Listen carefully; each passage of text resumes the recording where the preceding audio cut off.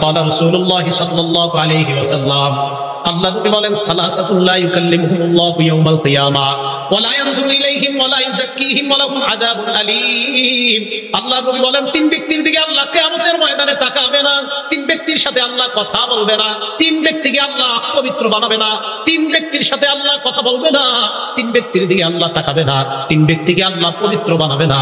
এক নাম্বার শাইখুন জানি, বৃদ্ধ বয়সে যে বৃদ্ধ ব্যভিচার করে তার দিকে আল্লাহ তাকাবে না, তার সাথে আল্লাহ কথা বলবে না, এই ব্যক্তিকে আল্লাহ পবিত্র বানাবে না।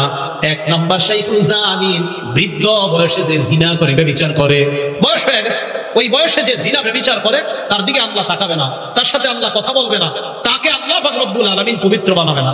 দুই নাম্বার ওয়া মালিকুন কাজ্জাব, মিথ্যাবাদী শাসকের সাথে আল্লাহ কথা বলবে না, মিথ্যাবাদী শাসকের দিকে আল্লাহ তাকাবে না, মিথ্যাবাদী শাসককে আল্লাহ পবিত্র বানাবে না। এ হলো দুই নাম্বার।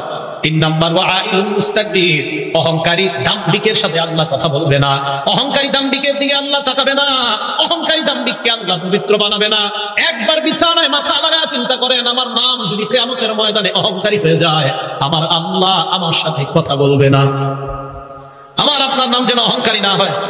আল্লাহ আমাকে আপনাকে এই সমাজকে অহংকার মুক্ত হয়ে, আমরা সবাই যেন অহংকার মুক্ত হয়ে কবরে যেতে পারি। আমি আপনি আমরা সবাই যেন জান্নাতে সবাই একসাথে আবার সাক্ষাৎ করতে পারি। আল্লাহ তৌফিক দান করেন।